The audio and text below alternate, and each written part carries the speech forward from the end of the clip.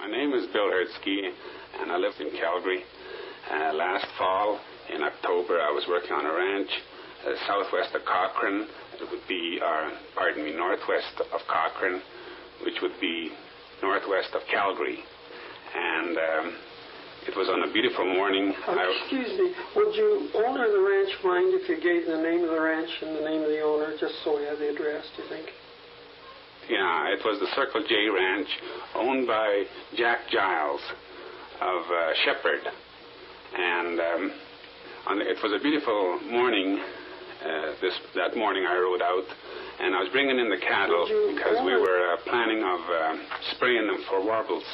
We generally do that in the fall on ranches.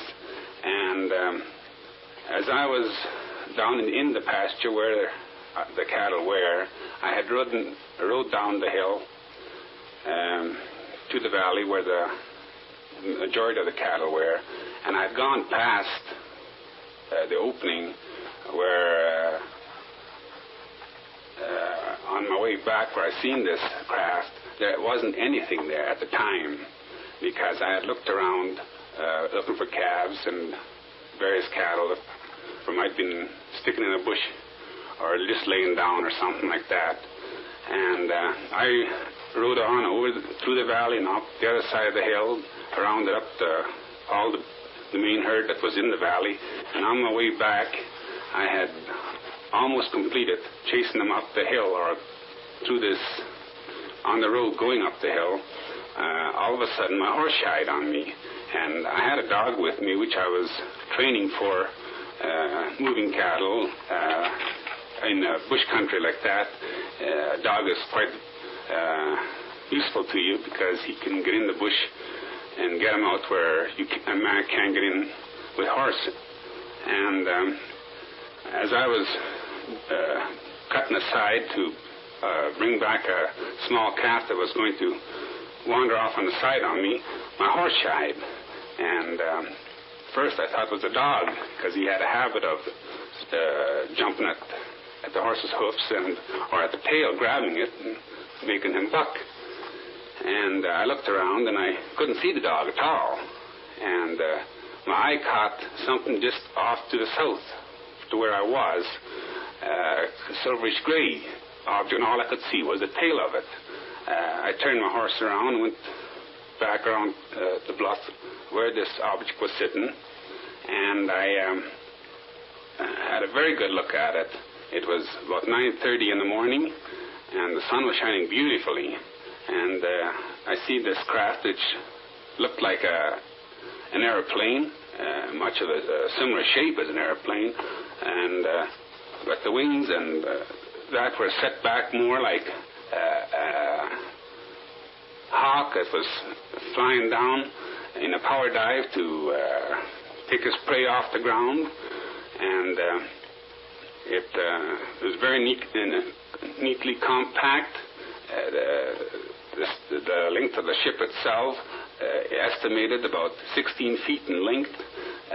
The tip to tip of wingspan I estimated about 12 feet, and the depth of it about 4.5 to 5 feet. Now, the peculiar thing about it was that it had waffle type exterior only on its sides, from a portion of the back down to so far down its side towards the bottom. The bottom and the top had nothing on it. It was just silverish gray material looking, and the dome portion of it looked like plexiglass material, and I could see right in.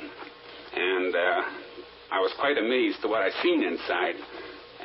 On the dashboard on top there was I'd say about maybe 14-inch square TV screen. Looked like a TV screen. And just below that was a mass of dials and switches. It had, on the top row, there was 5 dials with needles and figures on I couldn't see. I was at it about 12 feet. I couldn't get my horse close enough to see what actually figures were on there or anything like that. Excuse me. Was the underbrush so dense, or wouldn't your horse go closer? Well, I feel the horse was more scared of the object because it shied in the first place from it, and that's what drew my attention to it. There was 5 dials in a row on top. There was 4 below the next row, and then the next row of that there was I didn't exactly count them. There was quite a few knobs. How would you call this? Scalped edges. Scalped edges, yes.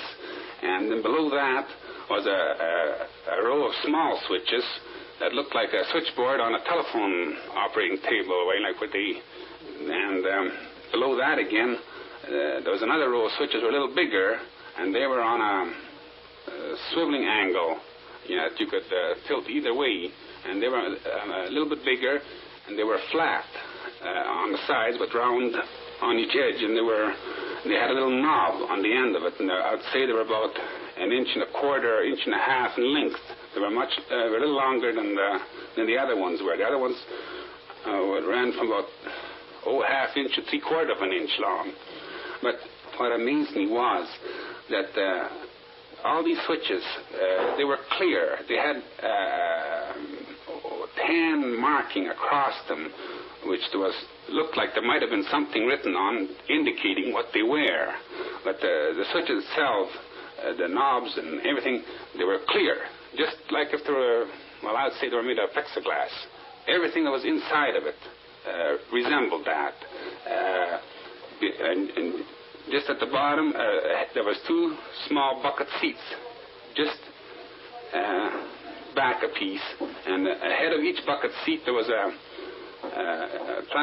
plexiglass type stick with a small ball on the end of it. And I'd say it was about 1.5 inches, might not even be that, in diameter. And it stood up, maybe about 4 inches above the beginning of the dashboard. And I noticed that the seats had seat belts on each one of them. And these seat belts, they looked like, it might have been a kind of a webbing material, but it was an awful fine weave, whatever material it would have been. I couldn't see no buckles on it. I just seen the straps hanging down from each side where I was standing or sitting on my horse. And I could see real good inside.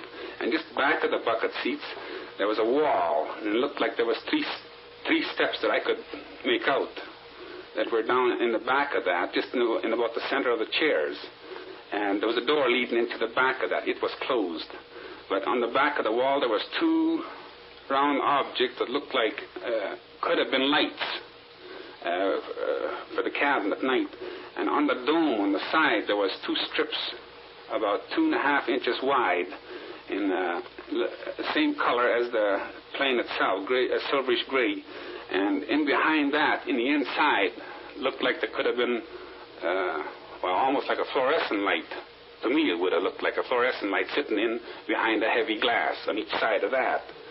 And tell me, how big were those seats, and how big was that door that led into the back, roughly? Could you tell me?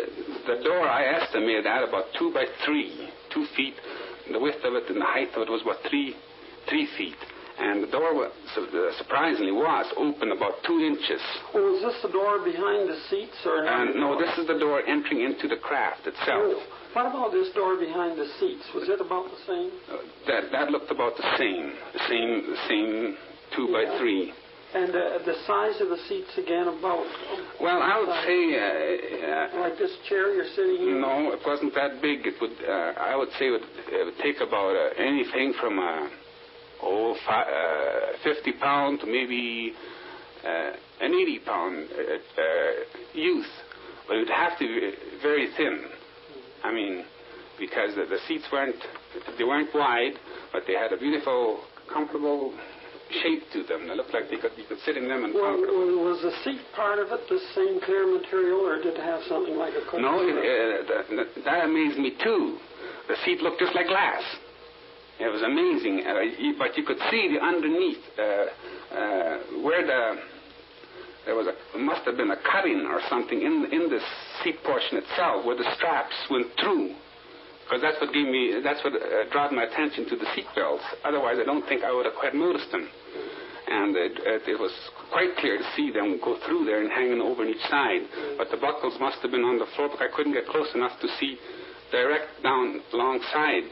It didn't make a difference which way I rode around the whole thing, but I couldn't see right down to the floor. But even how the seats were fastened, on one side of it, on the way the thing was sitting, it was pointing north. The tail was south, and on the west side, where the door was, it was open.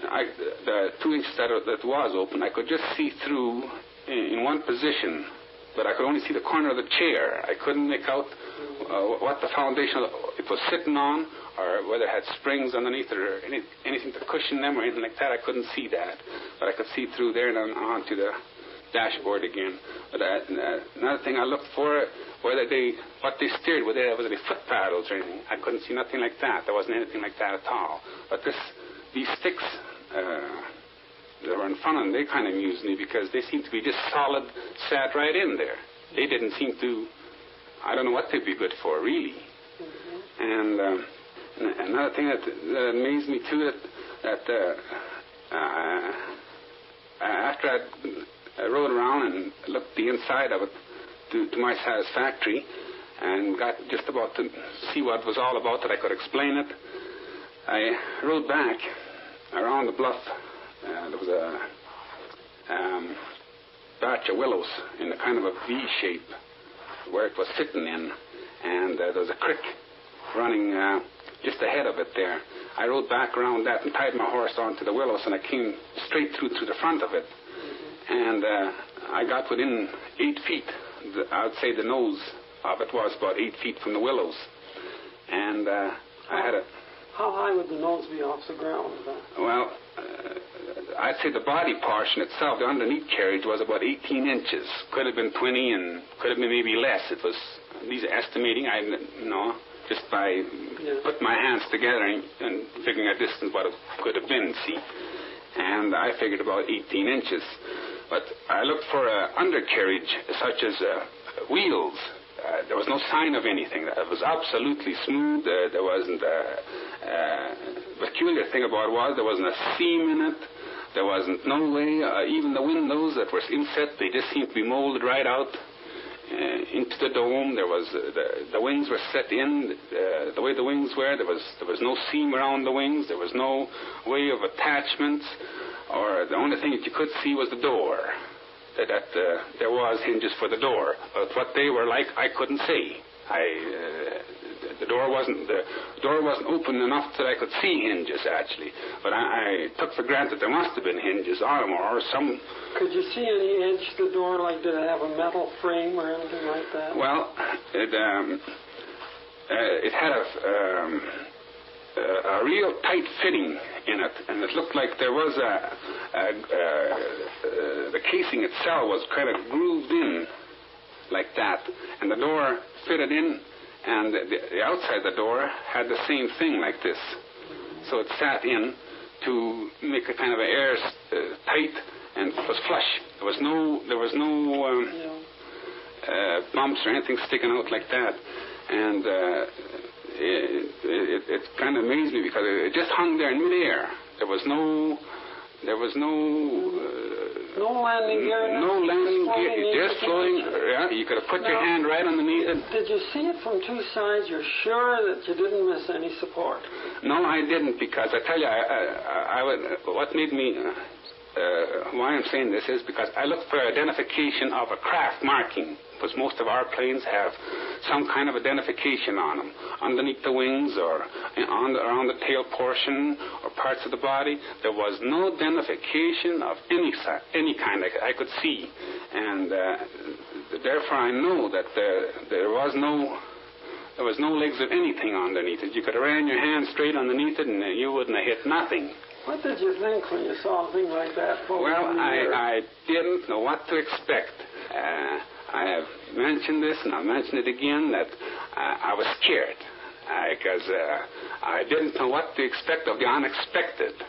And I think that's what really made me scared, because I had no idea of what could happen. And as much as I wanted to walk up to it And I had the opportunity. The door was open for me. I couldn't have wished for anything better. But still, the fear inside of me told me, you don't bother them, they won't bother me. And I'm glad I did, because I think that was a good theory at the time. And it really scared me more than anything. I was frightened. I didn't know what to expect. I was alone, and not only that is I can't run. I had polio when I was a boy, and anybody chased me, I just had to stand and take it. So I had no choice. I was scared. I thought I'd leave well enough alone and get all the information off I could and keep my distance as far as I could, or at least get as close as I can without disturbing anything, and everything seemed to have worked out real good for me. And another peculiar thing I noticed was that there was a funnel shaped thing on the bottom, and it came even with the body, and then it sloped in towards the center on both sides, just in the midsection, about the middle of the plane, which I felt that might have been their exhaust or whatever they drive the ship with. And another thing I paid very much attention to was to look for a hole in the back, as a jet. Our jets didn't. There was nothing in the back. It was just a smooth, round, finished off. And the wings there, I looked for little holes in the wings, which I thought there might be little motors or something that could have been sitting or exhaust in the back of the wings. They just came to a feather point in the back, and that was it to that. There was nothing, and the wings were absolutely smooth. But the outside of the plane, like I had mentioned before, it was in a waffle type pattern, and it ran only so far up towards the top and so far towards the bottom, and as it petered towards the front of the thing, there was only parts of it would show a half a waffle or three-quarters of a waffle. Yeah, now these waffles were inset. They were in deeper than the surface. Yes, they were. I would, to my figuring, or as near as I could estimate them, they were in about a half an inch, maybe to an inch.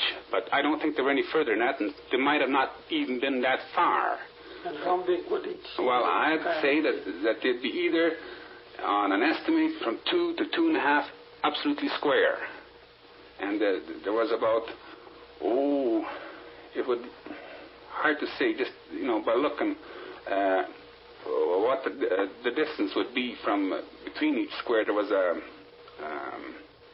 little lathway between each setting.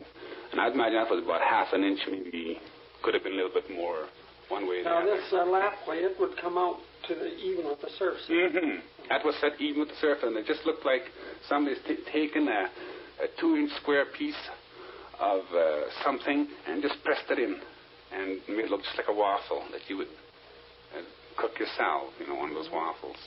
It was really remarkable. And the wings were set back. They had such a sharp set back to them. When I first looked at it from the top down, from the top of my horse, it looked exactly like an eagle or something that would be taking a power dive down. He had his wings back, and he was going. And I believe that ship could go too. I didn't get a chance to stick around too long because the fellow I was working for had other plans there for me that day, and I was a little bit late already bringing the cattle in that day. I was to have them home by 10 o'clock, but this was about 9:30 already. So I had spent there, I'd say anything from 10 to 15 minutes looking around it and trying to get everything into my mind, what I had seen, and if anything was asked about that I could answer any questions on it. But I had wanted very much to go back to see it. When I got the cattle up, I had to go out and do some bailing, so I never went back. I never had the opportunity to go back to see what had happened then. And the snowstorm came after that, and it wouldn't have done me much good anyhow. You don't remember the day of the week, do you? Oh, it was in the beginning of the week. Mm-hmm. Now, I couldn't say exactly. It was. Could have been Monday, Tuesday, or Wednesday, but exactly which day. You don't remember how close it was to Thanksgiving or something, the Canadian Thanksgiving? Well, this was in the middle of the month, middle of October. Middle of October, mm-hmm. beginning of the week. Now, you couldn't actually, these dials on the instruments, were they like, do you think they were black dials with white markings like you see in an airplane for night flying? Or were they more like a clock, maybe a white dial with a black I could see there was markings on them, but I couldn't identify them. I wasn't close enough. I wear the glasses normally for close-up, and I don't wear them because I'm far-sighted. And I can see better far away than I can actually close. But when I'm close, I need the glasses to bring it out, because otherwise I just see a blur. But I wanted very much to really go up close. I think if I wouldn't have had it, somebody else that had been with me, I think we'd have really explored. I would have took a little more chance. I might have been a little more braver. But with just being by myself and not knowing what to expect, I thought I would just leave well enough alone. And I couldn't see no life around. There was no movements of any kind. And if there had been around, they could have maybe been in the bush to the west of it.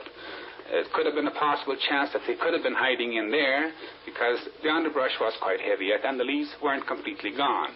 And again, they could have been inside in the back portion of the craft and me not knowing where they were. So but there was no sign of no life of any kind. No sound. No sound. There was. And yet it was floating. It was floating. There was not even a hissing sound. I expected to hear some kind of a hissing or some kind of a humming.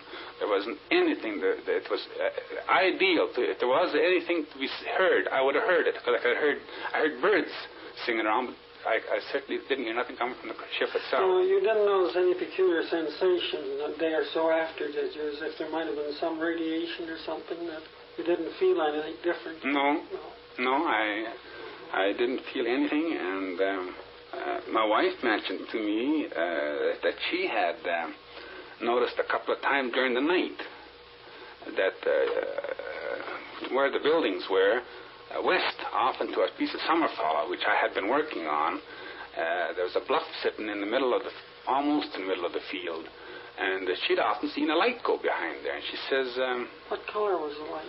She said it was a kind of an orangish red. Oh. And I says, no. I says, I can't see why there should be a light around there, because it says there's no road. I said, all it is on where our fence ends, or the fellows that I was working for, a neighbor's pasture started, and there was an old road allowance in there, but it was never used. The brush had all grown into it, and a car could have never got through there. And the third time she'd seen it, she called me, and of course I just happened to see about 5 feet of it above the trees as it dropped. And was it a red-orange? It was a red-orange. And about how big would it be, say, compared to the size of the full moon? My wife figured that's just about what it looked like, was a full moon. And still, the moon was in the opposite direction at that time, because it was on the full moon, but the full moon had it's been up about 3 hours then already, and was way over to the southeast. And this thing disappeared behind the trees right about where you saw this thing? No, this was further away again, further west. Oh, I see. So there wasn't. We never. You didn't hear anyone else, no other stories? No, we never heard anything more about it. And on my sighting, I had never told anybody. I never even told my wife. I didn't think anybody would ever believe me. Not counting my wife, she doesn't believe half what I say anyhow. But especially in things like that. But. So when I first read an article in the Calgary Herald here about the different sightings that were in Michigan, and the one article that struck me very close to home was that where this policeman had seen the object similar to what I had seen, a waffle-type material, and looked like an airplane hovering over his car about 10 feet. And that kind of very much confirmed what I had seen and given me encouragement. Maybe I should talk what I had seen. Yeah. And now, did you read any books on these things prior to seeing this? No, I've never. In fact, I never even knew there was books until I had met you. I see. I had never seen anything like that before, and I was very much confused about it. And in fact, I was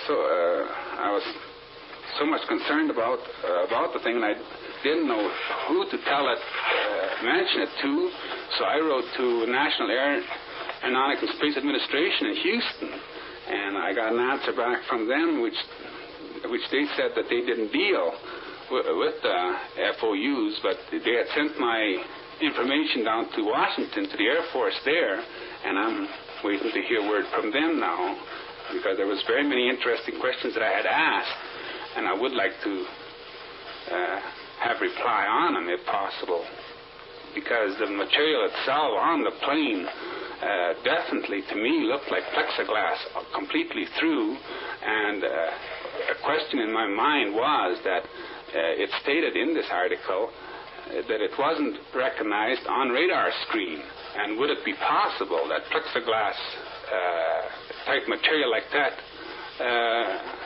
would be picked up or not? Would it be possible that radar just couldn't pick it up? And those are some of the questions that I asked to find out when I wrote to the National Aeronautics and Space Administration.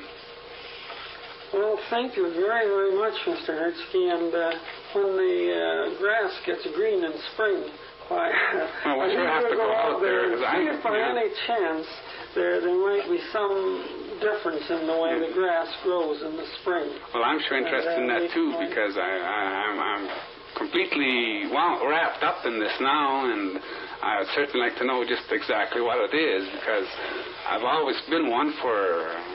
My mind has always been in the universe, and of course not having the education to go with that, I'm always out for knowledge, and when I can get something like that, I'm right in it. There's no end to it for me. Well, you certainly had a wonderful experience. It's just too bad you couldn't get a little closer to that instrument. Well, I believe I would have gone closer had I had somebody with me, but being by myself and not knowing what to expect, I thought I'd just leave well enough alone. Something told me to you leave that alone. I have a family to look after. You leave them alone, and they'll leave you alone. And I still maintain, to my own thinking, if a lot of people that do get close to them, for goodness sakes, try to surrender to them. Not really surrender to them, but show them that you're coming peacefully. And I think that kindness can kill kindness any day. You can win almost anything with kindness, but for goodness sakes, don't try to be harsh. Well, thank you very much. Well, thank you.